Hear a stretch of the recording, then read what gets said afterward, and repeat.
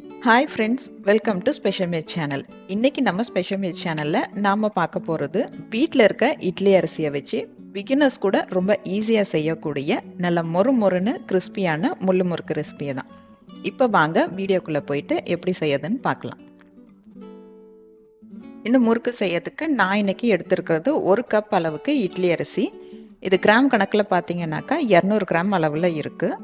இந்த அரிசியை தண்ணி ஊற்றி நல்லா 2-3 வாட்டி கழுவிட்டு நல்ல தண்ணி ஊற்றி குறைஞ்சது 3 மணி நேரமாவது ஊற வச்சுக்கோங்க. நல்லா 3 மணி நேரமாவது ஊற வச்சிங்கன்னா தான் முறுக்கு நல்லா சாஃப்டாக வரும்.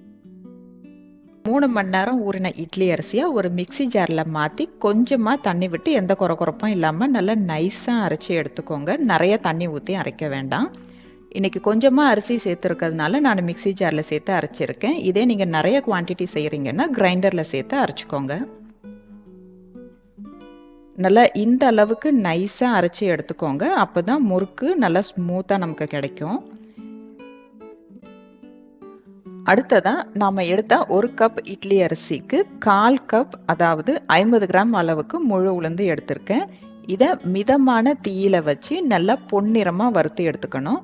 ஹை ஃப்ளேமில் வச்சு வறுக்காதீங்க, அப்புறமா மேலே மட்டும் கரிஞ்சிடும். உள்ளே வந்துட்டு உளுந்தோட பச்சை வாசனை அப்படியே இருக்கும். முறுக்கு சாப்பிடும் போதும் நமக்கு அந்த பச்சை வாசனை இருக்கும்.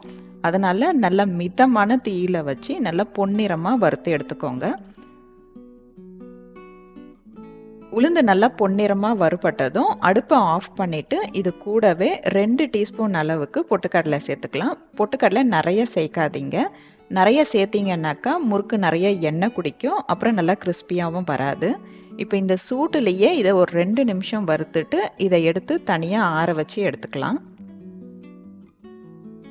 நல்லா ஆறின உளுந்த ஒரு மிக்சி ஜாரில் மாற்றி நல்லா நைஸாக அரைச்சி சலிச்சு எடுத்து வச்சுக்கோங்க.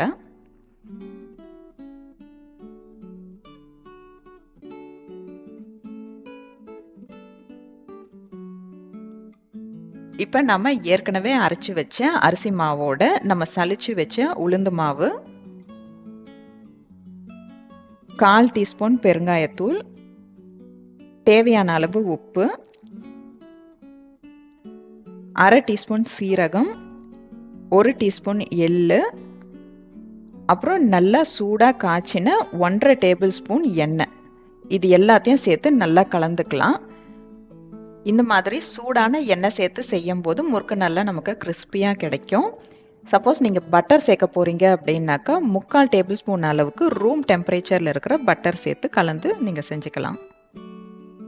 இப்போ இது எல்லாத்தையும் ஒன்றா சேர்த்து கலந்து முறுக்கு மாவு பதத்துக்கு பிசைஞ்சு எடுத்துக்கோங்க. சப்போஸ் தண்ணி ரொம்ப ஜாஸ்தி ஆயிடுச்சு அப்படின்னா வீட்டில் பச்சரிசி மாவு இருந்தால் அதை கொஞ்சமாக தூவி கலந்துக்கலாம். சப்போஸ் தண்ணி ரொம்ப கம்மியாக ஆயிடுச்சு அப்படின்னாக்கா கொஞ்சமாக தண்ணி தெளித்து முறுக்கு மாவு பதத்துக்கு பிசைஞ்சுக்கோங்க.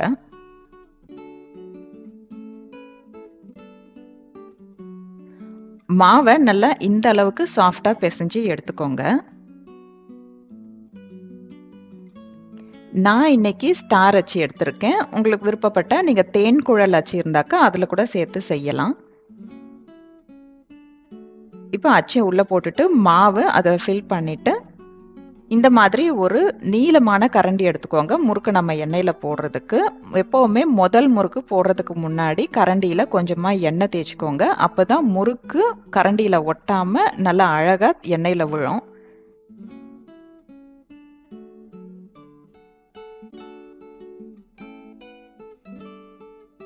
முறுக்கு சுடுறதுக்கு தேவையான எண்ணெயை காய வச்சுக்கலாம். இப்போ பார்த்தீங்கன்னா முறுக்கு சுடுறதுக்கு எண்ணெய் நல்லா சூடாக இருக்கணும். இந்த மாதிரி ஒரு சின்ன பீஸ் போட்டாக்கா அது உடனே எழும்பி மேலே வரணும்.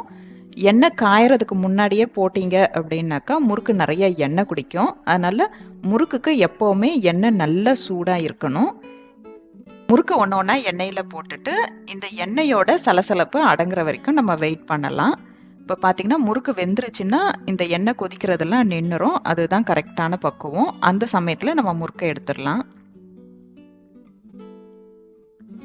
இப்போ பார்த்தீங்கன்னா அந்த எண்ணெயோட சலசலப்பெல்லாம் நல்லா அடங்கிடுச்சு. இப்போ நம்ம முறுக்கை எடுத்துடலாம். ரொம்ப நேரம் எண்ணெயில் அப்படியே விட்டுட்டிங்கனாலும் எண்ணெய் நிறைய குடிச்சிடும், அப்புறம் முறுக்கு கிறிஸ்பியாக வராது.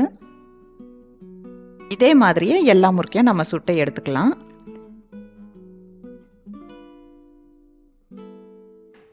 இப்போ நம்மளோட டேஸ்டி அண்ட் கிறிஸ்பி முள்ளு முறுக்கு ரெடி. ஒரு ஏர்டைட் கண்டெய்னரில் போட்டு வச்சிங்கன்னா 15லேருந்து 20 நாள் வரைக்கும் கூட இது நல்லா கிறிஸ்பியாகவே இருக்கும். இந்த வீடியோ உங்களுக்கு பிடிச்சிருந்தா லைக் பண்ணுங்க, கமெண்ட் பண்ணுங்க, ஸ்பெஷல் மீல்ஸுக்கு சப்ஸ்கிரைப் பண்ணுங்க. தேங்க்ஸ் ஃபார் வாட்சிங்.